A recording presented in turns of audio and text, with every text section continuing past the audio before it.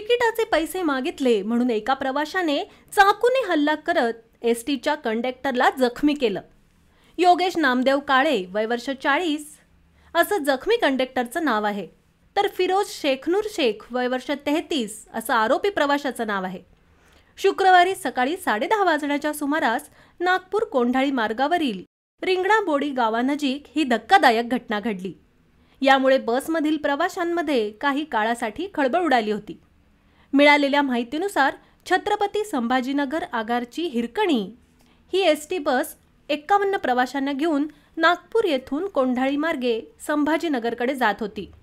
आरोपी फिरोज हा नागपूर येथून बसमध्ये बसला। नागपूर बस स्थानकावर बसमध्ये गोंधळ घालून माझी जागा रिझर्व्ह आहे म्हणून त्याने महिला प्रवाशांना बसमधून खाली उतरवलं होतं। सदर बसच्या कंडक्टरने याकडे दुर्लक्ष केलं। यानंतर बस नागपूर येथून कोंढाळीकडे निघाली। यानंतर कंडक्टर योगेश याने नागपूर कोंढाळी प्रवास करणाऱ्या फिरोज शेख याच्याकडे तिकीट मागितलं। त्याने तिकीट मागितलं असता आपण ऑनलाईन तिकीट काढलं आहे असं त्याने सांगितलं। यावर कंडक्टर योगेश याने ऑनलाईन तिकीट दाखवण्यास सांगितलं। फिरोजने योगेश यांच्यासोबत वाद घातला। याच दरम्यान फिरोजने नागपूर कोंढाळी मार्गावरील रिंगणाबोडी गावानजीक योगेश याची गच्ची पकडून डोक्यावरती चाकूने वार करून गंभीर जखमी केलं। बसमधील काही प्रवाशांनी फिरोज याला पकडलं।